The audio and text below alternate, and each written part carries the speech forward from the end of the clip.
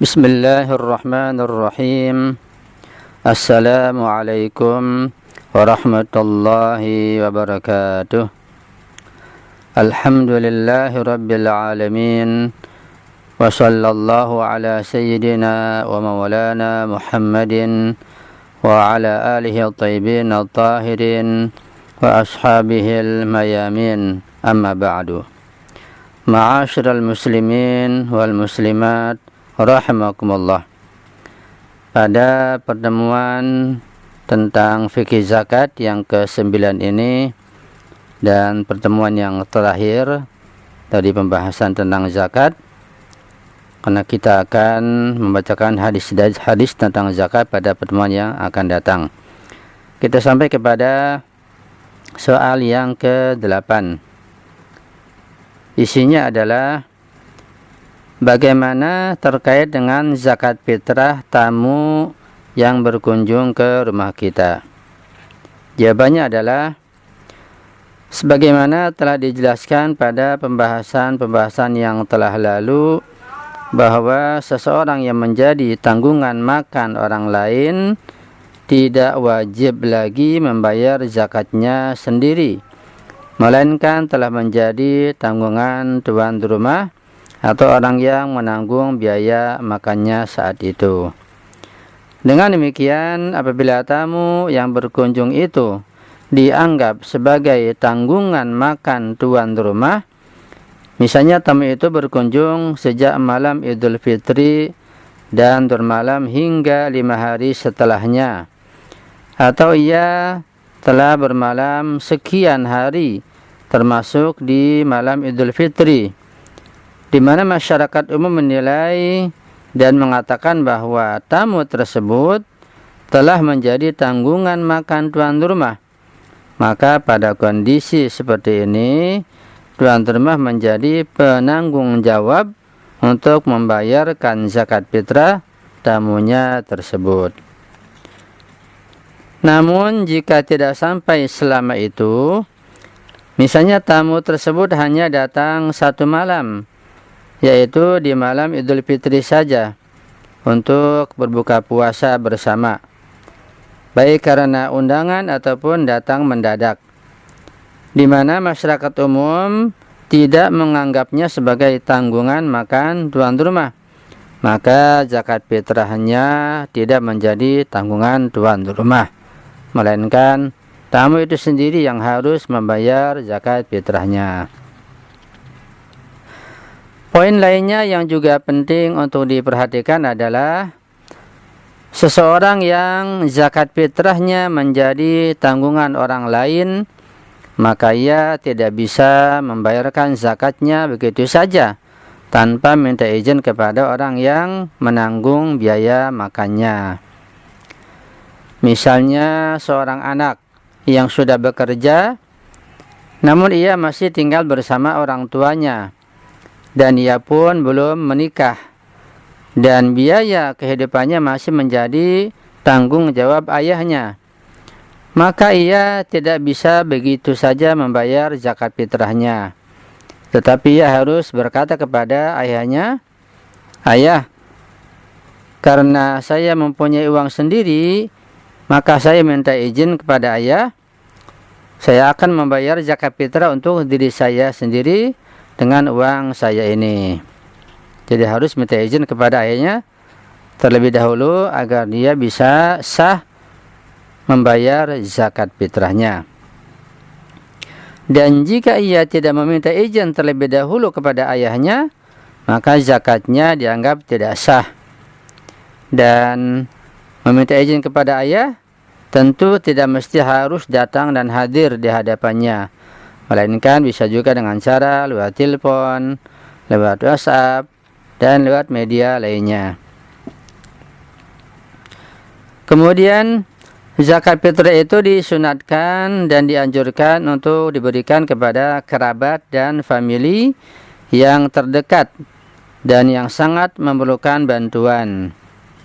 Kemudian barulah kepada para tetangga yang fakir. Setelah itu barulah kepada para fuqara lainnya. Artinya tetangga yang fakir harus didahulukan daripada orang-orang yang fakir yang lebih jauh tempat tinggalnya. Kemudian tentang Baitul Mal. Baitul Mal atau kas negara tidak mempunyai kewajiban untuk membayarkan zakat fitrah siapapun, baik mereka yang berada di rumah-rumah sakit atau di kantor-kantor dan di tempat-tempat lainnya. Secara umum bahwa zakat fitrah seseorang itu akan menjadi tanggungan siapapun yang menanggung nafkah dan biaya hidupnya. Dan jika biaya hidup seseorang itu dia sendiri yang memenuhinya dari hasil usahanya, maka pada kondisi seperti ini dia sendirilah yang wajib membayarkan zakatnya. Pembahasan terakhir adalah tentang beberapa poin perbedaan antara zakat fitrah dengan kafarah. 1. Kafarah tidak diwajibkan kepada seluruh orang, melainkan kafarah hanya diwajibkan kepada mereka yang membatalkan puasanya dengan sengaja. Tetapi zakat fitrah itu diwajibkan membayarnya kepada orang-orang yang telah memenuhi syarat, baik ia berpuasa ataupun tidak berpuasa. Ketika mampu, mukallaf, yaitu telah baligh di antaranya, dan memiliki kemampuan, maka dia diwajibkan untuk mengeluarkan zakat fitrah.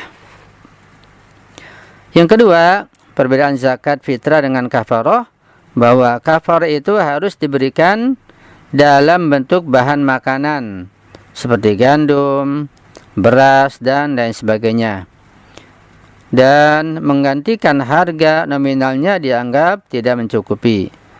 Jadi kafarah tidak boleh diganti dengan uang, kecuali jika ia memberikan uangnya kepada fakir dengan menekankan atau berpesan bahwa uang tersebut harus digunakan untuk membeli bahan dan makanan pokok seperti beras, gandum, dan lain sebagainya.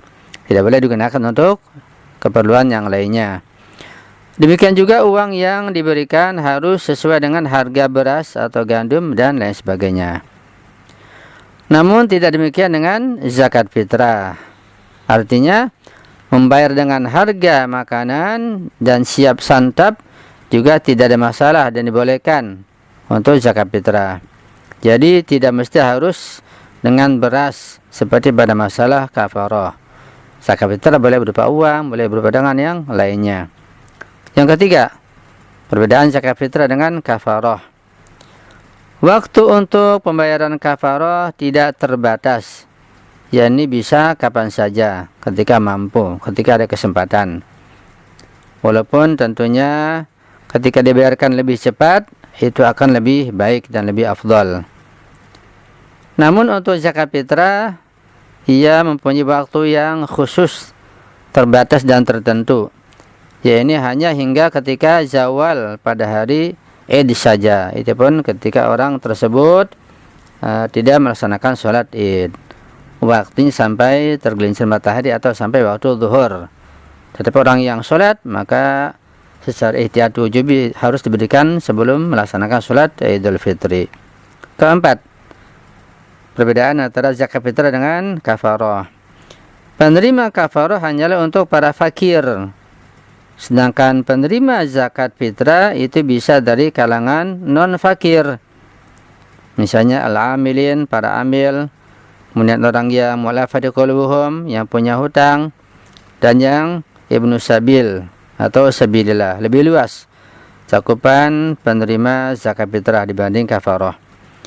Meskipun ihtiyat mustahabnya adalah untuk kalangan fakir miskin. Yang kelima, ukuran kafarah mempunyai perbedaan, namun ukuran zakat fitrah adalah tetap dan tidak mengalami perubahan, yaitu untuk setiap orangnya 3 kg bahan makanan seperti yang sudah disebutkan sebelumnya. Sementara kafarah itu berbeda-beda, ada yang 1 mud, ada yang berupa puasa dan lain sebagainya. Yang terakhir, Yang keenam, perbedaan antara zakat fitrah dengan kafar adalah bahwa kafar itu bisa diberikan kepada sayyid yang fakir. Namun zakat fitrah tidak bisa diberikan kepada sayyid yang fakir, kecuali si pemberi zakat juga dari golongan sayyid, sama-sama sayyid, sama-sama habib. Dimana jika pemberinya adalah sayyid, maka ia bisa memberikan zakat fitrahnya kepada fakir, baik yang sayyid maupun yang non sayyid.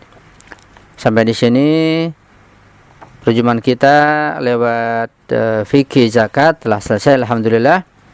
Insyaallah pada pertemuan yang akan datang yang ke-10 kita akan membacakan hadis-hadis yang berkaitan tentang masalah zakat atau masalah sedekah.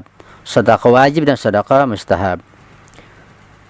Ketika atau apabila ada kesalahan, kekhilafan, kekurangan dan kejanggalan, mohon diperbaiki dan diislah dan dikoreksi, dan saya mohon doa antum selalu, dan saya akhiri wal afa minkum, wassalamualaikum warahmatullahi wabarakatuh.